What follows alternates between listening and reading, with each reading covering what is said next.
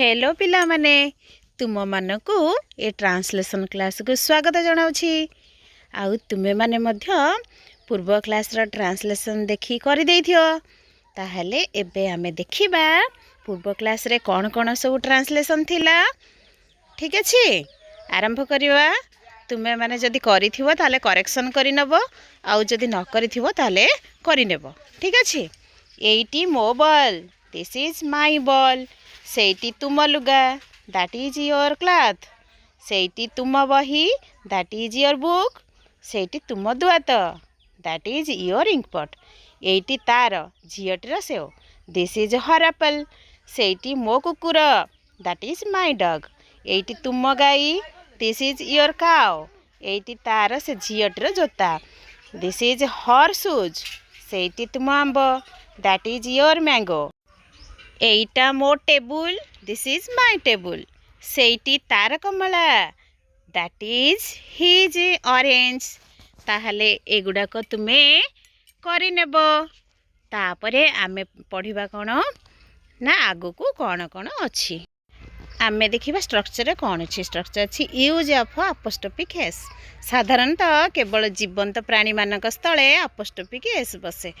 That is Ram's book, ताहार आमर बही। दैट इज सीतास पेन, ताहा सीतार कलम। दिस इज गोपाल्स अम्ब्रेला, एटी गोपालर छता। दैट इज कमलास डेस्क, सेठी कमलार desk. It is Madhav's hand, यह माधवर हाथ। दैट इज कैट्स टेल, सेठी गोटे बिलेईर लांज। That is an elephant's trunk, ताहा गोटे हाथीर सुंड। दैट इज विमल्स पेंसिल, ताहा विमलर pencil. That is cow's head, ताहा गोटे गाईर मुंड। It is a monkey's tail, यह गोटे मांकड़र लांगुड़। ताहेला आमे एगुडा पढ़िले, पढ़िया परे जानिले जे अपोस्ट्रोफिक एस कोठी बसची ना जीवंत प्राणी मानक स्थले बसिबो। ठीक अछि। एटा को आमे पुणी एक्सरसाइज करिबा। तुमको अनुवाद दिया जाइछि, तुमे ताहा करिया को चेष्टा करो। जदि न करि पारिबो ताहाले नेक्स्ट क्लास रे पुणी मु तुमको कहि देबी। ठीक अछि। ताले अनुवाद रे कोन अछि ना एहा गोपालर कलम, ताहा हरिर पेंसिल।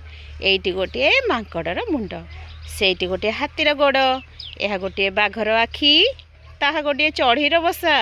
एहा रामर बही, ताहा गोपालर टेबुल। एहा गोटे बिलेईर मुंड, सेठी गोटे हाथीर सुंड।